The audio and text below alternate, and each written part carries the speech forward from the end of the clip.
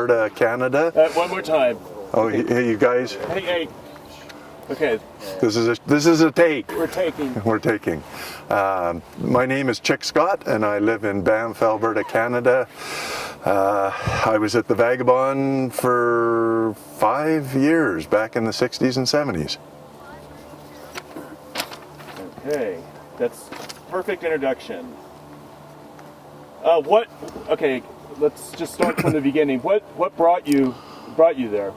Well, my brother had actually gone to Europe in the winter of 1963-64. My older brother, and he had ended up at the Club Vagabond, and he told me about it. I first went there in 1965 for a couple of weeks, just before Christmas, and then I came back in 1968. I went to Europe for 8 months to explore and mountain climb, and I spent the whole summer based around the Vagabond in 1968. Okay, that answered one question. Okay. You just answered 3 questions for me. Oh, okay. Okay. Well, I'm a easy film. Yeah. Yeah. I could tell you one other thing. When I went to the Vagabond in '68, I knew about Dougal Haston, and I knew about the International School of Mountaineering, and I really went there because it was a place where I could meet climbers and get into the climbing community and meet partners to do some mountain climbing in Europe. And of course I knew about Dougal Haston. I had read Peter Gilman's book, Eiger Direct, and of course Dougal was famous by then already. Okay, great.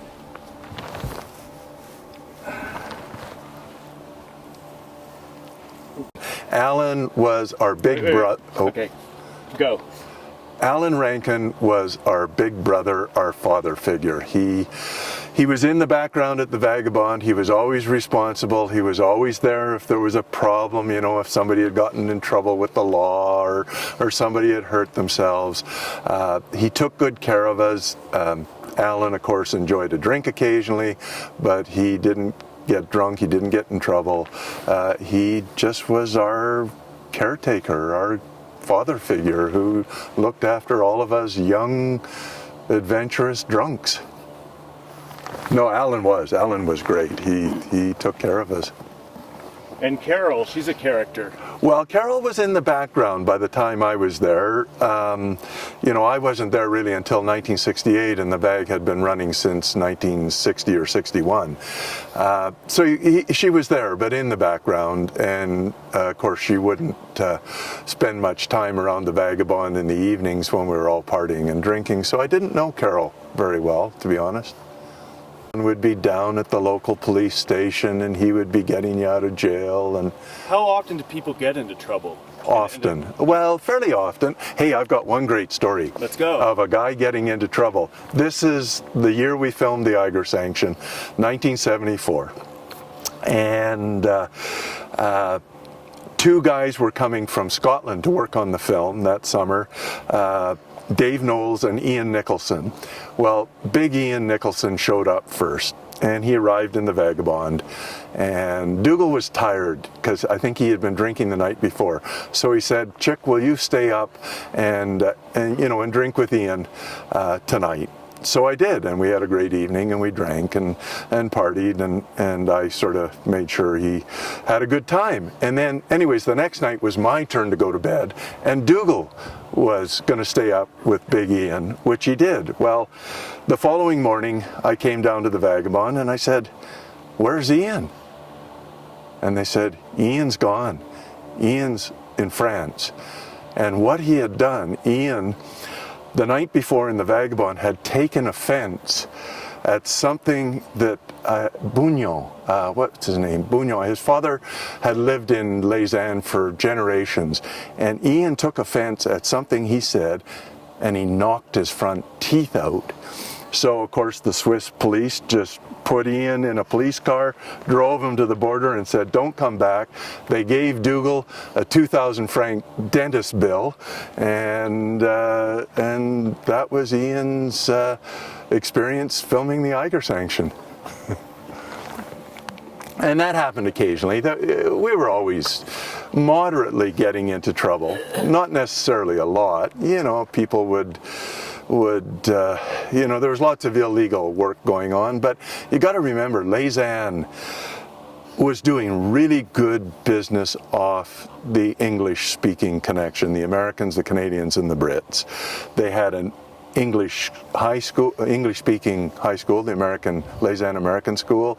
They had the Lausanne American College, and they had the Club Vagabond, and it was bringing thousands of people into the village every year, spending money, and it was good for business. And I mean, the Swiss may be very parochial and very protective of their nationality, but they also are very much into making money, and they knew this was good for business, so they turned a blind eye. On both ISM and the VAG Club? Yes, they did. ISM was an illegal climbing school.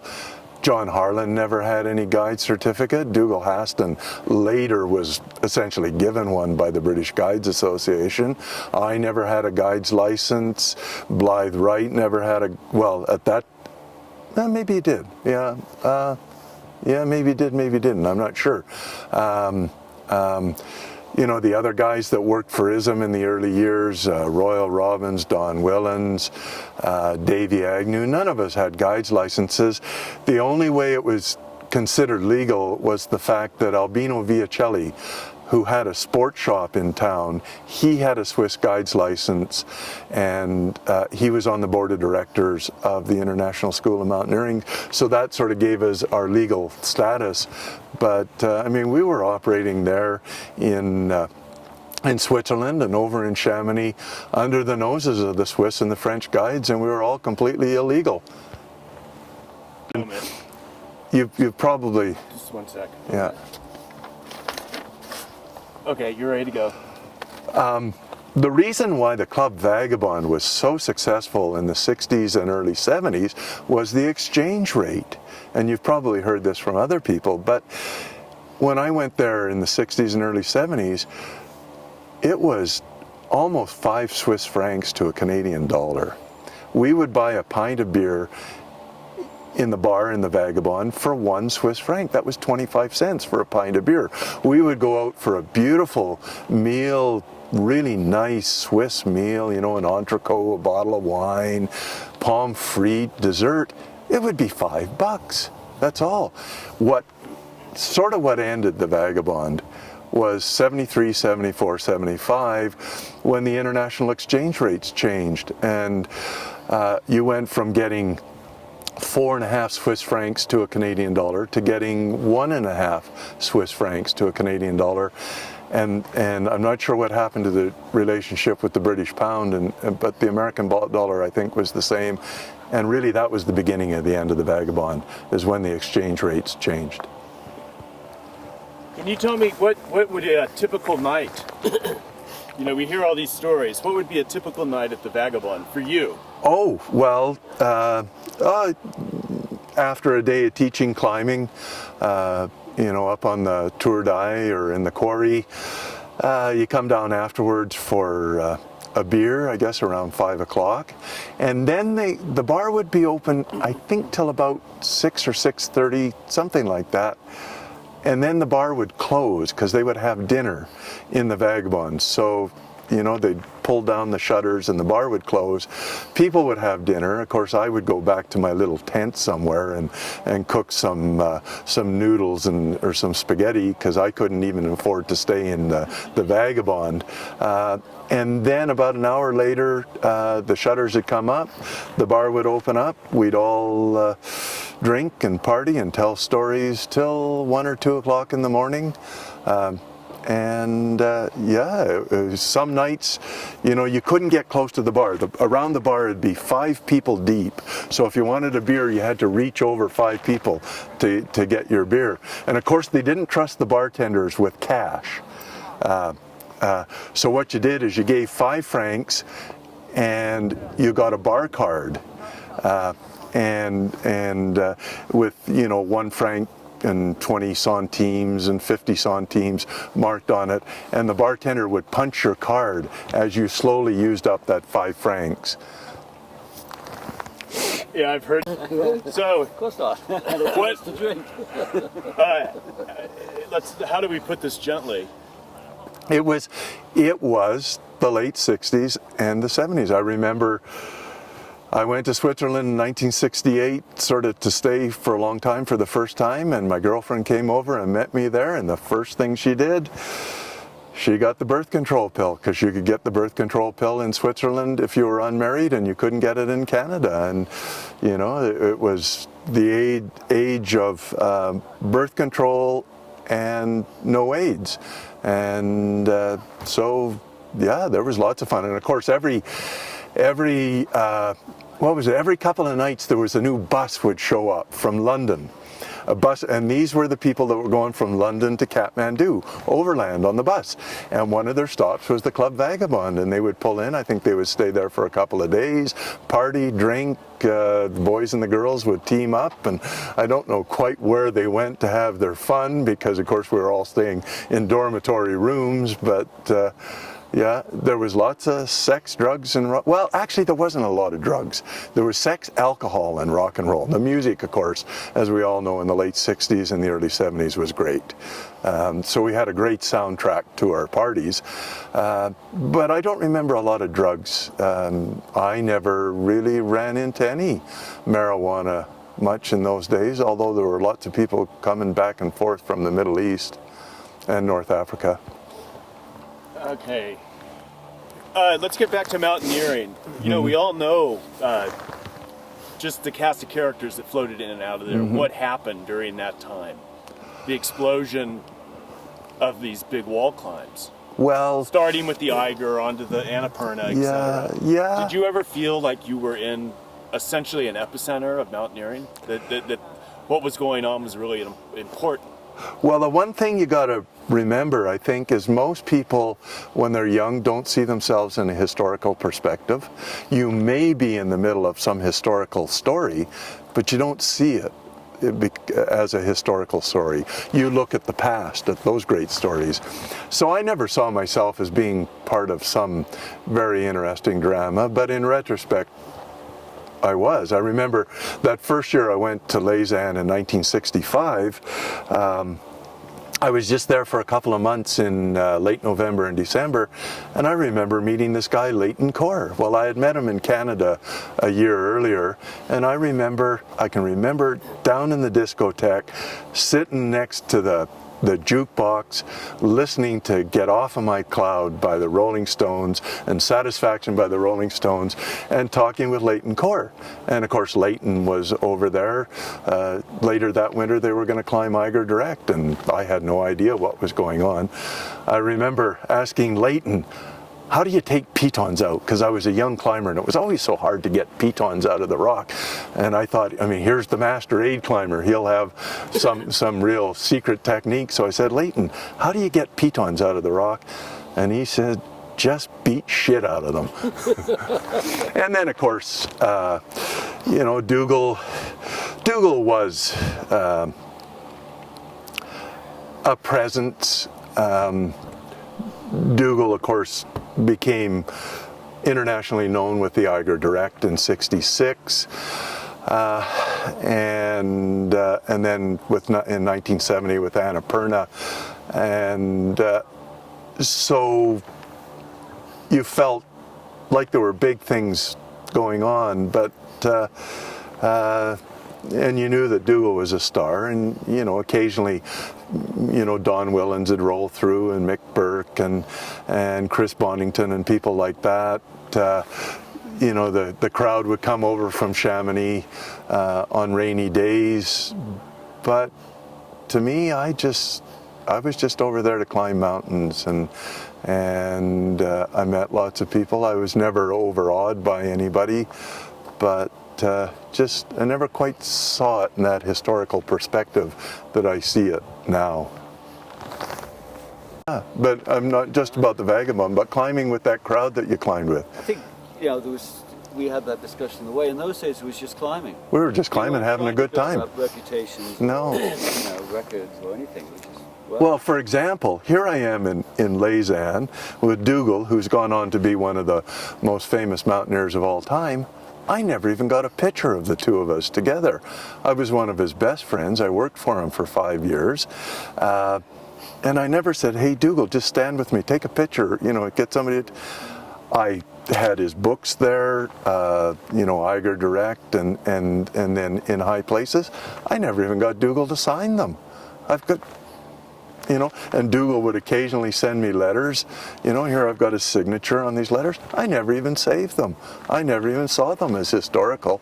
But I think that's the way all young people do it. And then when you get old and famous, everybody's taking pictures of you. So you got pictures of all of these famous mountain climbers when they're old men. But there's very few pictures of them when they're young. I would go to Europe for a summer and I would take 4 or 5 rolls of 36. So I had, 150 shots for 3 months. And now, of course, with digital, you take 150 shots a day. Yeah, you want to go by? Chic did. Sorry? Do you think he was going to go on and do other stuff in the climb, or would he try to go finish McCoy? Well, when you write books and you study it for a long time, you realize that the great climbers only get 10 years at the top of their game, maybe 15. A guy like Reinhold Messner's got almost 20. Actually, Barry Blanchard got almost 20. They continue climbing, but they don't do anything. Well, they're dead, Chic. Well, and some of them are dead, but the ones that are alive, 10 years is what you get. And Dougal, 66 to 77, he had got his 10 years.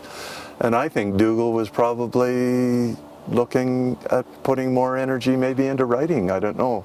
That's what I've heard, and I can see that. He wanted to, I think he had great aspirations to be a real writer. Okay. I don't know, everybody talks about the Iger, all these guys want to have Iger stories. So I don't know if I'm going to use any of it, but do you have any good stories to tell? Well, I can... what happened? They just came to town, Hollywood came. And the Iger sanction. Yeah. Oh, I've got lots of stories of the Iger sanction. Chic's got a great lecture on that. I know. Yeah.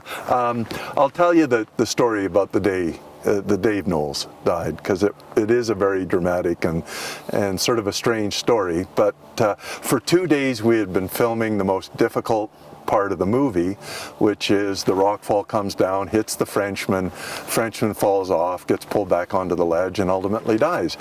We're filming the last shot, which is the rocks coming down. There are 3 of us on a ledge. There's Mike Hoover, the cameraman, Dave Knowles, a Scottish climber, and myself. And somebody up above is pouring these plastic rocks over the edge, and Mike is filming these rocks coming down. Well, for some strange reason on this very expensive camera, the magazine jams and it doesn't work. So we've got to get a new magazine for the camera. I'm there and I'm feeling really spooked. I don't want to be there. I wouldn't say it's a premonition. I'm just feeling very uneasy. So I asked Mike if I can leave, and he says, okay. So I Jumar up this steep rope, this rope that goes over an overhang, up onto a ledge, and it's the end of the day, we're all going down. I get winched up into a helicopter with Dougal and Martin Boyson and fly down to Scheidegg. Meanwhile, one of the other climbers rappels down with a new magazine for the camera, and they film the last shot, the rocks coming down. It's all in the can. We've done it. It's finished safely. And the climber who brought the magazine down starts Jumaring back up the rope, about 150 feet over a big overhang. As he goes over the overhang, the whole bottom of the overhang drops off. Big chunk, maybe the size of a couch or something like that. And it falls on Dave and Mike Hoover below, and it kills Dave. Meanwhile, down at the helicopter pad, I've gotten out of the helicopter, and rather than going up to the hotel, I'm standing around, waiting around the helicopter, listening to the radio. It comes crackling over the radio. Get up here quick, there's been an accident. I run up to the hotel, get Dougal, we hop in the helicopter, we fly up to the cliff on the west ridge of the Eiger, and we come in, and there is Dave's body hanging jackknifed on the end of the rope. And there's the scene that we've been faking for 2 days, but there it is for real. And that was fantasy and reality on the north face of the Eiger. Cheap. Yeah. I can tell you about the party afterwards. This was a good party. You know, for years I'd been going to Lausanne, and I couldn't keep up with these party animals. They would party for 2 or 3 days on end, and I would get to about 4 o'clock in the morning on the first night, and I'd just fall asleep. Well, after the Eiger sanction, we're all back in Lausanne. We've all got $5,000 or $10,000 in our pocket, and we're in the mood for a party. So for 3 days, 20 hours a day, we partied. You start at 9 o'clock in the morning in the sunshine on the terrace at Dougal's apartment with Cinzano and lemon and a little bit of Vivaldi. And then about noon you go up to the Vagabond for a hot dog, you know, those French hot dogs, and some beer. And then, because the bar opened at noon for about 2 hours. And then in the afternoon we go up to Profonda's, the beautiful chalet in the meadows, and we would sit on the terrace and we would drink wine. And then the bar would open at the Vagabond at 5 o'clock. We'd come back to the Vagabond and we would drink beer in the Vagabond. Then we go back up to Profonda's for a raclette or a fondue and drink wine. And then later in the evening we come back to the Vagabond, you know, walking through the meadows, the cowbells, it's just beautiful. And we would drink. And as the evening progressed, we get into the depth charges, where you take a pint of beer, a shot glass of Drambuie, and just drop the glass in the pint of beer. It's a depth charge. And we would drink those till the bar closed at 2 o'clock in the morning. And then we go down to the nightclub in the village, the Grenier, and we'd drink whiskey and listen to jazz until 6 o'clock in the morning. And then we'd all go home, have a power nap for 2 hours, take a shower, and at 9 o'clock we'd be back on the terrace listening to Vivaldi and drinking Cinzano and lemon. And we did that for 3 days. The last time I saw Dougal was at the end of the 3 days at 6 o'clock in the morning. We walked out of the Grenier, Dougal sort of walking like this to keep from falling down. Gray light of a September morning. And we said goodbye. See you, Dougal. See you, Chic. He walked that way up to his apartment, I walked that way up to the Vagabond, and I never saw him again, and that was the last time. The end of the big party. Lausanne, the whole bit, the whole scene. Well, for me it was the mountain climbing. I mean, I was different than most of the people who went to the Vagabond. They went there for a good time, for a party. I went to the Vagabond to climb. I went there to meet climbers, and then later, of course, to work. I went back to guide. The fact that I had the opportunity to work for Dougal, who was such a great climber and such a great person, was remarkable. I'll tell you about how Dougal gave me my job. 1968, I had been climbing there June and July, had done, you know, half a dozen fairly good climbs in the Dolomites and Chamonix. And then one day and I'd hardly talked to Dougal at all, just a couple of passing words. And then one day my girlfriend comes up to me and she says, Dougal wants to know if you want to be a guide for him.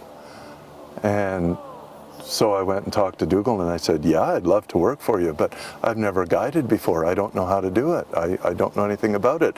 And he said, you know how to do it. Teach them to be climb. Just be careful, be safe. And that's it. And so the next morning I had 2 teenage girls from the Lausanne American School up in the quarry, hanging from the end of a rope, and I was showing them how to climb. So it was pretty cool. I mean, that's where I got my guide's license, and that's still the only guide's license I have. But so for me, what was special was the climbing and the mountaineers that went through. The fact that you could party all night and meet lots of girls and have lots of fun, and the fact that it was inexpensive, that was a bonus. I would get on a charter flight here in Canada, Vancouver or Calgary. I'd fly to Gatwick, and then I would get on the train, I guess, down to Victoria Station. And I'd be, of course, lugging 2 giant packs with all my climbing gear, as much as you could, 2 70-pounders.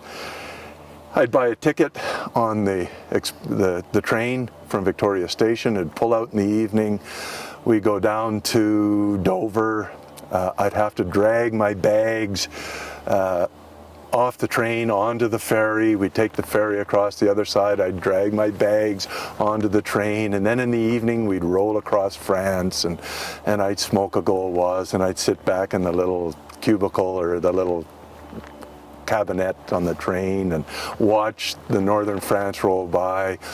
In the night we'd get to Paris, and the train would be bumping around in the Gare du Nord, and they'd be switching cars around, and then through the night the train would roll over through the Jura, and in the morning we'd come down through Neuchâtel, and I'd look out the window, and we'd come down to Lausanne, and I'd get off the train in Lausanne and get on the local train that went down to Aigle, and then finally about just before noon I'd get on the cog train that went up to Lausanne, and about noon I'd step out in Lausanne with my huge packs, and I'd put them all on my shoulder, and I'd drag them, and I'd carry them up to the Vagabond. I'd walk in the front door, look to my right to see who's on the desk there, drop my packs, I'd go down, it's noon, I'd walk into the bar, and Dougal would be there, over in the corner on the left, in the little corner there between the wall and the bar. He'd be leaning there, he'd look over, I'd say, "Hi Dougal, back again," and the summer would begin, and I did that for 4 or 5 years, and I'll never forget that pilgrimage I made every year. It sounds like it was a pretty transformational time in your life. Oh, it was. And yeah. and ultimately, this must have profoundly affected you later in life. Just the way you live now. I mean, how did this affect you? Well, This whole experience of Lausanne. when I went to Lausanne, of course, I was in love with the mountains, but I didn't see myself as making my living in the mountain world and having a career in the mountain world. And of course, Dougal gave me my first job in the mountain world, and because of Dougal I became a professional mountain person, writer, guide, all these different things I've done. But it was Dougal who gave me that first job, and since then there's just never been any other possibility for me than a job in the mountain world. Mm-hmm. Okay, there we go. So here we are, a lot of these people that I've met, at least making this film, we have Americans, Canadians, people like John. Yeah, lots of Brits. You came from the States. Yeah. Yeah. At that time, yeah. But I was coming from Britain too, Yeah. There must have been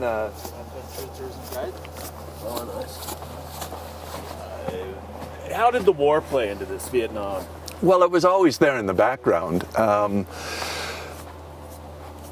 course, it didn't affect me because I was a Canadian, and to be honest, I wasn't much interested in world politics. My world was mountain climbing. It was all mountain climbing, so I always knew it was there in the background. But lots of Americans around the Club Vagabond, and of course it was very important to them. Some of them were draft dodgers, and I'll tell you a couple of interesting stories. So this is good about the Vagabond. I remember standing at the bar. Oh shit, he's going up again. Okay, well, let's just hold off on that. Yeah. Let's talk politics, Chic. Politics, well, I remember 1968, when was it? Spring 68? Being in the bar of the Club Vagabond, and all of us standing around listening to the radio and listening to the tanks rolling into Czechoslovakia, and it's not far away, and very dramatic times. And of course 1972, I remember in the bar of the Vagabond, 1972, the Munich Olympics, and the tragedy with the Israeli athletes, and pretty dramatic moments in the world at that time, and as young people, sitting around the Vagabond, listening to the world, and of course living in our own world of parties and good times. And they obviously, those two things played off of each other. I know. Okay, just say something for me. My name's John Porter. Okay, that's great. Go ahead now. Okay. Let's go. Okay, my name's John Porter. I was at Leeds University back in the late 60s and early 70s, and the climbing club there would kind of climb most of the winter and spring in Scotland, Wales, wherever. But when it came to summer, we'd head out to the Alps, mainly to Chamonix. And part of the routine every year was to get to the Club Vagabond when the weather got bad and have a good party. I was with a crowd which included people like Alex McIntyre, Brian Hall, Roger Baxter Jones. It was a pretty good bunch of climbers that eventually became Himalayan climbers, and we just fit into that ethos. It was a period where there was a lot of really interesting stuff being done in the Alps, but kind of the other side of that was occasionally you needed a bit of R&R, and having a place with sanatoriums was kind of like an interesting place to go as climbers. You know, that sort of said something about our other side, where you had this really intensive alpine climbing experience, but then somewhere in your boyhood memories was the sound of cowbells and sort of gentle meadows and Heidi, girls sort of singing in the sunlight. And the Club Vagabond kind of offered a bit of that, a bit of rest and recovery. As Don Willens used to say, well, he didn't call it Les Zin, he used to call it Les Sin. That's pretty. I mean, it was interesting listening to Chic earlier on because he described it so well. I can remember you come into the Club Vagabond, the gates would be, the bar would be shut because we always got there about 5 minutes to 12 or whatever, and then the shutters would come up, and it was like a huge ceremony watching those shutters come up, and you go and buy your 5 franc card, and you think, well, that's going to last me all day, and sort of like 2 hours later you were there getting another 5 franc card and carrying on. And when Dougal was there, he was like the lord of the manor. You know, he was always in this, over on the left-hand side of the bar in this cubicle, and you all had to go and sort of pay homage to Dougal. He was a great guy, but what a presence. And that was one of the reasons we used to go, just to pay homage and drink a few beers with the guy. So 1, 2, and we're ready. Okay. In Lausanne, I learned the 5th rule of the mountain guide. The first 4 rules were laid down by the great Austro-Canadian guide Conrad Kane, and they are, first of all, the guide never shows fear. You can feel fear, but you never show it. The second one is the guide always brings the weakest person in the group right up behind them and keeps them close to them. The third one is the guide has to know how to tell a little white lie when necessary. And the fourth rule is that the guide can roar like a lion when necessary, when safety is being transgressed. But the 5th rule of the guide that I learned at Lausanne with Dougal and those guys is if you stay up all night drinking, make sure your clients stay up with you. You can't wake up in the morning hungover and your clients all cheery and raring to go. And then I've got one good story. Is it? Let him. Well, We are rolling. I remember when Dave Knowles came over to work on the Iger sanctioned film. He was there for a couple of weeks before the film started, and we did a little bit of guiding together. And one night we stayed up, us and the clients, and we stayed up late, really late drinking, and of course we woke up at 7 o'clock the next morning just feeling like shit and hungover. We went out climbing anyways after breakfast, and we went up to the Grand Miroir on the Argentine over near Villar. And I remember walking up the hill, and we're all just feeling terrible. We're walking up to the climb, and I remember Dave turning around and saying, "Uphill, lads, that's what life's all about, uphill." And we got to the bottom of the climb, and I got on the first real pitch that goes up, and it's not very hard, 5.6, 5.7, and I'm making the moves sort of to the left, over an overhang and into the corner, and I backed off, and I tried it again, and I backed off, and I thought, I'm still drunk. I'm gonna fall off of this if I keep going. And I turned around and I hollered to the guys down below, and I said, I'm too drunk to climb this, so I think we better go down. And they all said, great, yeah, let's go down. So that's the only time I turned back because I was still drunk. So there's a lot of these guys that we hear about, and one of them is Davey Agnew, and he was quite a character, was there very early on. Yeah, You got any good stories? Well, Davy came to Les Andes about 1965. So he came before Dougal did, and he worked with John Harlan at the high school and ran sports programs. He was a very good skier. Davy was a real hot skier, which is sort of a surprise coming from Scotland. He was also a Scottish wrestling champ. He was tough as nails. He was built 4x4 like the proverbial brick shithouse. When he was 16 years old, I think he was the men's Scottish wrestling champ, and he learned to climb with the Craigdew crowd from the Clydebank shipyards in Glasgow. I met him in Les Andes the summer of 1968. He was Dougal's right-hand man at the climbing school, and we got along pretty well. And I saw him again. He came to the United States in, I think, 1969 or 70. He used to teach programs for Outward Bound. But I ran into him in 1972 in Yosemite, and we climbed together quite a bit. And just to illustrate what a tough guy this guy was, I'll tell you a little story about a stunt he did. And we're at a coffee shop. It was called Degnan's Donuts. I don't know whether it's there anymore, or Degnan's Coffee Shop in Yosemite Village there. And everybody's doing all these stunts. All the athletic American guys, they're doing one finger and one arm pull-ups, and they're walking on their hands, very athletic stuff. And this tough Davy Agnew, he's watching all of this stuff, and he says, "I'll show you a trick." And he stood there, bolt upright, on the concrete sidewalk, and he fell backwards onto his head, onto the concrete, into a wrestler's bridge. And then he snapped himself up again, and he said, "Try that one." And of course that ended the party. Everybody just was gobsmacked, and we all just wandered off. There was nothing to say. Yeah.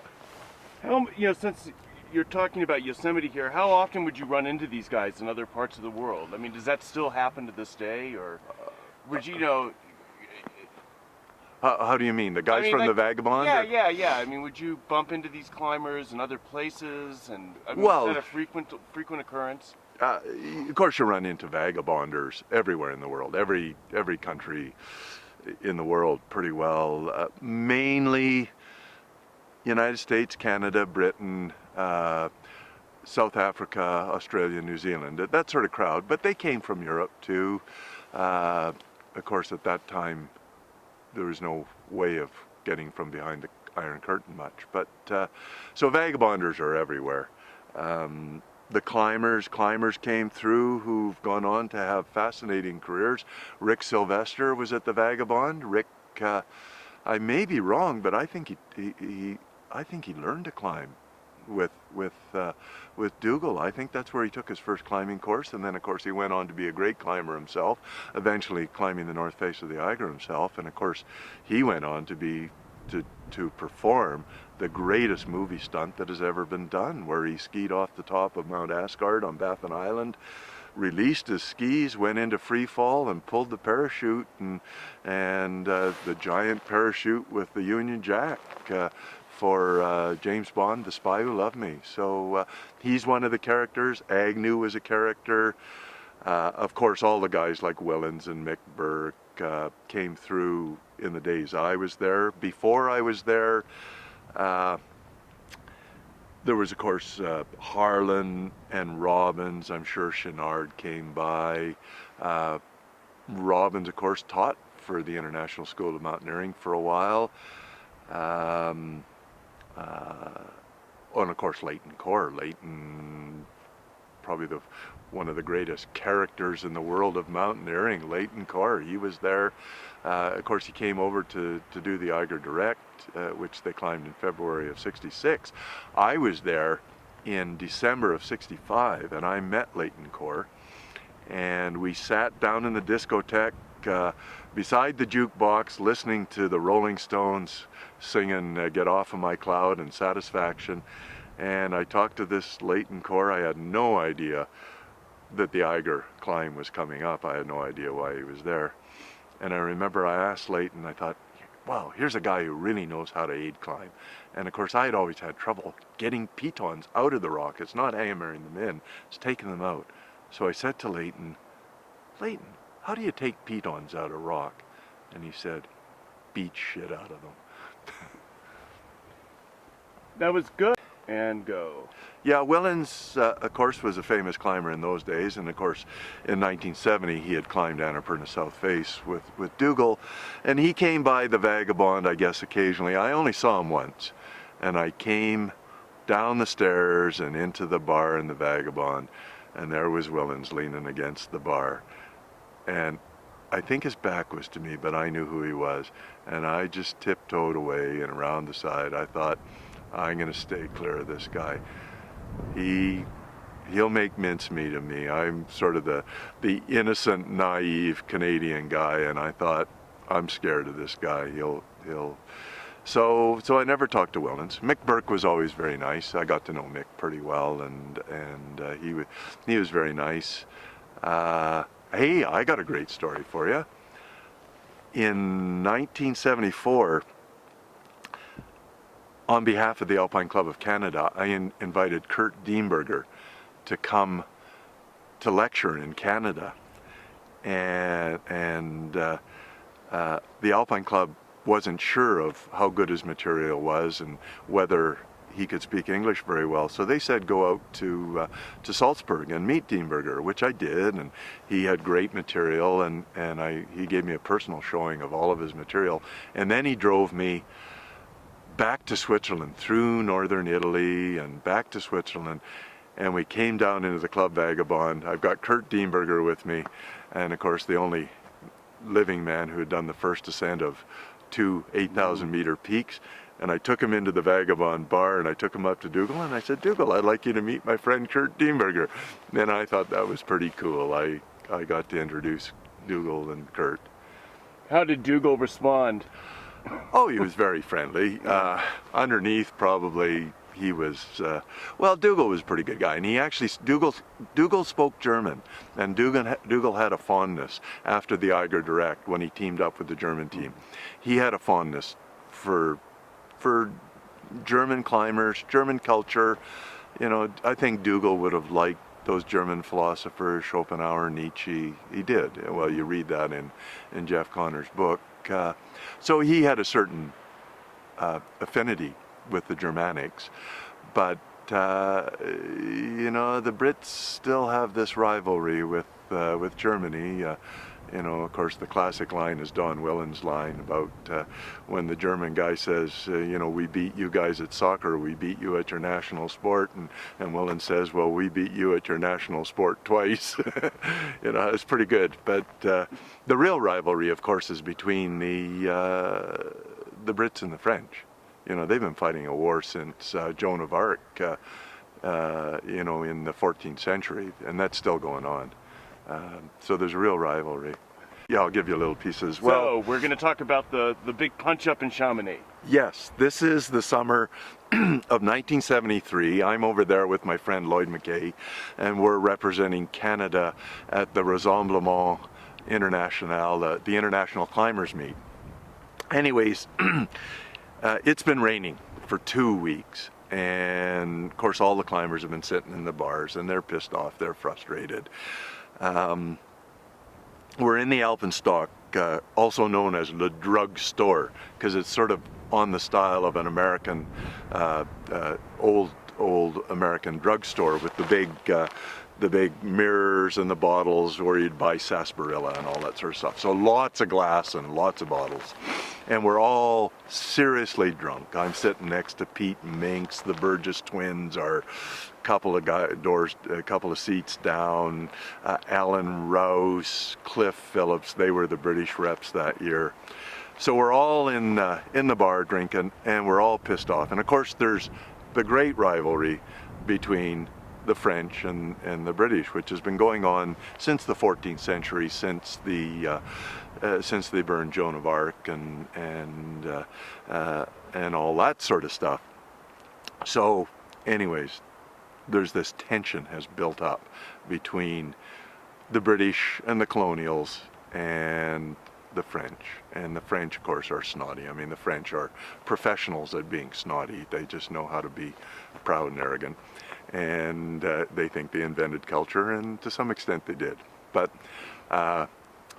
anyways, I'm sort of sitting there in my chair, and I look up to my right, and there's a beer mug going through the air, and then another beer mug, and then a chair, and then a table, and then everything. And the guys, they just pick up everything and they throw it at the bar. And of course there's glass and crashes, and I mean, it's outrageous, and I'm quite inebriated, but I go out the window. There's one of these windows that opens onto the street out beside on my left there. So I go out the window, and I'm standing out there, and I watch my friend Lloyd come running out, and he's laughing. Lloyd is a lawyer from Banff. In fact, he was the Crown prosecutor. He was the Queen's lawyer in Banff. And of course, he didn't throw anything. I mean, he wouldn't, of course. He represents the law. But he thought this was hilarious. He loved Louis Lamoureux cowboy books. And he had always wanted to see a real smash up at a bar, and there it was. He saw it. So anyways, we start walking home. The night is obviously over. Lloyd's living at he's there in Chamonix with his wife and little daughter. And so we're walking back towards his apartment. And Cliff Phillips, the English climber, comes running along, and he says, "You guys got to get off the street. The Frenchies are out. They'll beat you up." And we said, "Well, we didn't do anything. They're not going to do anything to us." And he said, "Oh no, they'll beat you up." So we turn down a side street and walk a little ways, and it's a dead end. So we have to turn around and we walk back out. And we just walk out into the light of the main street there, actually by the post office, the main square, in next to the Bar National in Chamonix, and out into the light. And Cliff, of course, being smart, he stays back in the dark and sort of hides for a little bit. And these two French guys and a Moroccan guy come running up, and they grab us, Lloyd and I, and they say, "You got to come back to the bar, you know, you got to come back and answer for what you guys have done." So Lloyd doesn't speak French, I do a little bit, and I'm trying to explain to them that we didn't do anything.